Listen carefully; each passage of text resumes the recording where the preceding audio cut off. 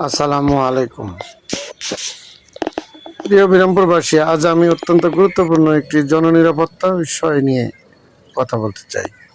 বিরামপুর উপজেলা পরিষদের প্রধান ফটকের পশ্চিম পাশে মহাসড়কের বিট সংলগ্ন এলাকায় দীর্ঘ সময় ধরে দুটি ট্রাক্টর রাখা হয়েছে বলে স্থানীয় জনগণ অভিযোগ করেছে।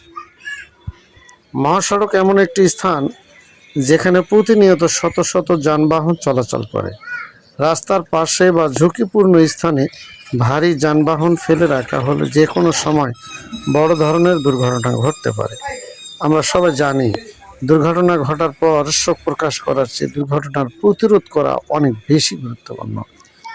একটি অসাবধানতা বা অবহেলার কারণে নিরীহ মানুষের প্রাণহানি ঘটতে পারে, কেউ পঙ্গুত্ব বরণ করতে পারে, কোনো পরিবার তাদের উপার্জনক্ষম ব্যক্তিকে হারাতে পারে। এমন পরিস্থিতি কোনোভাবেই কাম্য নয়।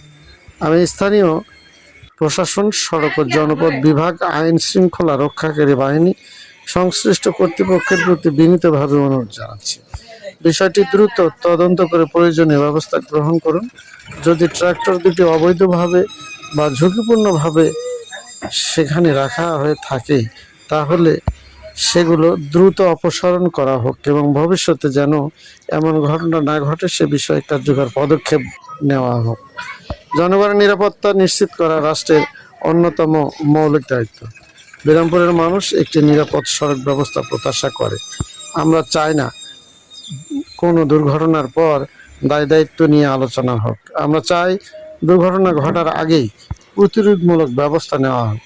আজকের এই আবেদন কোনো ব্যক্তি বা প্রতিষ্ঠানের বিরুদ্ধে নয়, এটি জনস্বার্থে, জননিরাপত্তার স্বার্থে এবং বিরামপুরের সাধারণ মানুষের জীবন রক্ষার স্বার্থে। সংশ্লিষ্ট কর্তৃপক্ষ দ্রুত কার্যকর পদক্ষেপ গ্রহণ করবেন বলে আমরা আশা করি। আসুন আমরা সবাই সচেতন হয়ে নিরাপদ সড়ক গড়ে তুলি এবং জনস্বার্থে একসঙ্গে কাজ করি। ধন্যবাদ।